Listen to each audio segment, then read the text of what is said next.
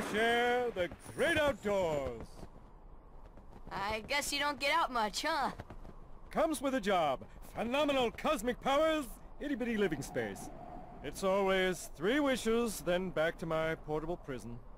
I'm lucky to see the light of day every century or 2. Say, Genie, what if I use my last wish to free you from the lamp? What do you think? You'd do that? Genie, it's a promise. After we help Jasmine. Greetings everyone, and welcome to part 23 of Kingdom Hearts Final Mix. And I would like to say that one of the things I do like about, well, this game is, you know, some of the Disney worlds that you go to, it is a loose adaptation of their movie plots, but it's tweaked in a way that it can actually fit into the actual story of the game, you know, the threat of the Heartless, and, and how it's used in each respective Disney world. So I like that a lot. Alright, here we are. We're back in Agrabah, and yeah, we're going to town on the Heartless. So, where are you? There you go. Alright, I probably should talk about Aladdin and how he works when you use him, okay? Aladdin is a physical character, and his sword, or a scimitar if you want to call it that, has high power. He also has several support abilities. His special attacks are powerful, but he runs out of MP for them very quickly. He has 2 equipment slots and 6 item slots. Now, his abilities include Crescent, which attacks enemies overhead, Sandstorm, charges with a slashing sword attack, Cheer, increases summons MP gauge, and the other characters, Sora, Donald, and Goofy, will get their own eventually. Treasure Magnet, and of course it attracts HP and MP money balls to you. And of course, like, it's another common move that the trio will get, the original trio. And we get Lucky Strike, Jackpot, and Critical Plus, all abilities that, well, Sora, Donald, and Goofy will, well, no, actually, I think Sora will get the Critical Plus, Donald and Goofy and Sora can get Lucky Strike and Jackpot. Because, well, it has to deal with money, you see, and since Aladdin is, he is kind of from the slums of Agrabah, and he always dreams about getting money and all that stuff. He always steal things to survive. Well, it kind of makes sense for Aladdin, don't you think? So, yeah. Alright. Now, let's see here. Let's see. Oh, yeah. Turns out that there is a Blu-ray release of Aladdin available. I like to thank Vanitas Reborn for pointing this out to me. I did the Amazon search, and yeah, there is a Blu-ray release, but it's one of those bare bone releases. You know, it's not like one of those Platinum Edition releases like Little Mermaid and such, which I think it's a shame, really, because this movie deserves better, don't you think? I mean, the DVD version I have right now, it's much better. It has a lot of behind-the-scenes information, concept art, interviews. I mean, why couldn't Disney give this the proper treatment it deserves, you know? Oh well. I mean, what can you do, really? I mean, besides write to Disney? I mean, ultimately, they are the ones who need to decide whether or not to release this thing on Blu-ray. Because again, I believe that Aladdin really deserves like one of those Platinum Edition releases. You see? Oh well. Oh God. Oh jeez. Ladies and gentlemen, meet the black fungi. Unlike the white mushroom counterparts, they are enemies. Really annoying enemies. For example, they produce this purplish fog, which can, well, really hurt and confuse you for a little bit. Not to mention that they will solidify themselves, making them invulnerable to all forms of attack for, who knows how long. And what's annoying is that your characters will continue to attack them even in this state. So they're wasting resources. There. Of course, you have to wait until they, well, essentially make themselves vulnerable to attack again, and then go for it. I mean, there's nothing you can do. No magic, no physical attacks, nothing can take while in this state. It's like, was that thing just taunting me? There you go. Now we can. Thank you. Of course, when you kill him, you get 96 experience points. So there's that. Especially if you're if you're still kind of low. I mean, is it worth it? I like to think so, at times. And yes, folks, there's a blue trinity down there. Of course, we need Donald's help in order to get it, but I'll come back here in a bit to get it because, well, why not, you see? Alright. So, yeah, the plot of Agrabah, at least game-wise. So, yeah, Aladdin found the lamp, used his first wish to get rid of some Heartless. He wanted to use the second wish to do the whole make himself a prince thing, like in the movie. But I'm going to say right now, he's not going to use it on a prince. He's going to use it for something more important because, well, we can't. And it looks like we cannot go back that way because it's blocked off for some reason. I think the Heartless have been busy, you know, building barricades and such. Alright. Okay, exposition. Genie knows something about the keyhole. Alright, that's nice. And, yeah. So I'm guessing they're throwing that whole non-interference clause out the window here because, again, when villains are involved with keyhole-related plots, I guess that's an excuse to interfere. Yeah, it's confusing. I mean, it's like, you cannot interfere with the affairs of the world. Oh, they're dealing with keyhole-related stuff. We do have to interfere, and like, ooh. Yeah.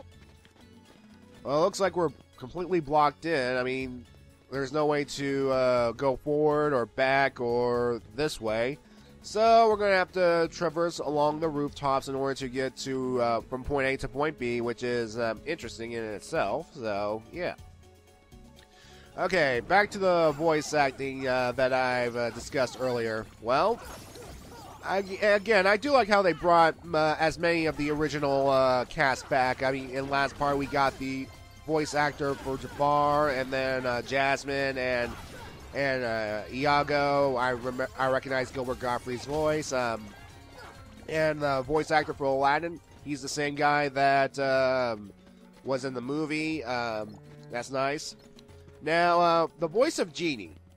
Now, if you're not that big of a fan of Aladdin, like enough to see like the sequels and the TV show, you recognize that the voice of Genie is not Robin Williams.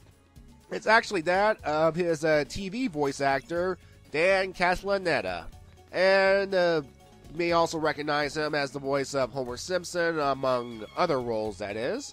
So, yeah.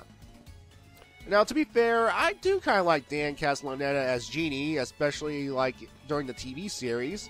But the thing is, though, sometimes you can definitely hear hints of Homer Simpson in Genie's voice, and that can be a little weird, especially if you watch The Simpsons and this and Aladdin the TV series. So, I mean, it's one of those things you have to try and separate because you know, voice acting and stuff. So, yeah. And the TV series itself, it's not that bad, really. I mean, I think it's a great series, personally. I mean, Aladdin has all these adventures with his friends. They fight sometimes like a one-off monster. Sometimes it could be a recurring enemy. Because, well, to be fair, Aladdin has a very well has an interesting group of rogues galleries, I think. So yeah. Now, before I continue onward, yes, I've swapped out Aladdin with Donald because we need that blue trinity. You know, I have to do it to complete the trinity list. And you're probably wondering how I'm moving on right now. Well, as you saw earlier, there was a lock right there that I had to essentially unlock thanks to my magic key. And it's the only way we can head into the Palace Gate area where the plot is actually going to happen. So, yeah. I mean, there's nothing else. There's nowhere else to go right now except, well, that door right here. So, let's do this. Alright. And this music here, I like this rendition of this theme better. Oh, look who's down there. Well, let's see if we can save Jasmine, ladies and gentlemen. Setting your sights a little high, aren't you, boy? Back to your hole, street rat. I will not allow you to trouble the princess anymore.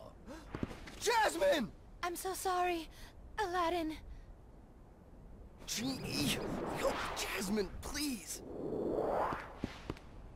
One wish left. You're making this really easy, you know? So sorry, boy. I'm afraid your second wish has been denied. Huh? I'm sorry, Al. And now, I bid you all farewell. Attack! Well, at least getting the lamp in this game is easier than in the movie. I mean, Iago just went ahead and swiped it. Well, Iago went ahead and swiped it, but he had to trick Aladdin to leave in order to get the lamp, so, yeah. Anyway, meet our mini-boss of this world, the Pot Centipede. And, yeah, folks, I'm just going ahead and whacking it with my key, having no strategy, really. And, yeah. Now, Jasmine is in one of these pots, or so you may think, but we keep on destroying these pots, and you would think that Jasmine would, you know, pop out. But no, there are more pot spires to join the Pot Centipede.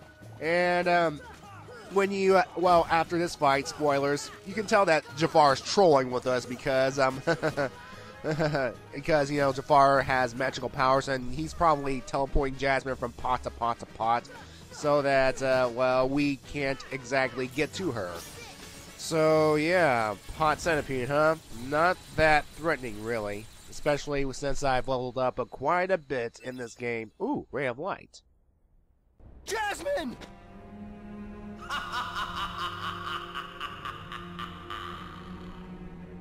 To the desert! Come on, let's move!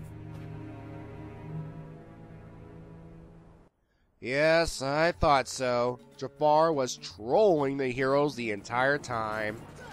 You know, I bet you that Jasmine wasn't even in one of the pots at all. I mean, I'm guessing that Jafar teleported her away, and that Jafar used his dark magical powers to essentially mock the heroes by mimicking Jasmine's help voice, because, well, he can, really.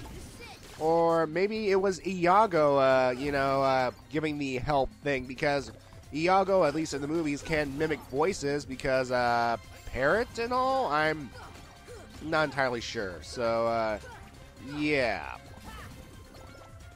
Anyway, I'm going to go back to the TV series, because I think it's a good TV series. I enjoyed it a lot, you know, having Aladdin and company face off against all these villains. You know, there's that one bumbling thief, that one guy, bandit, Abysmal. Yeah, that's it.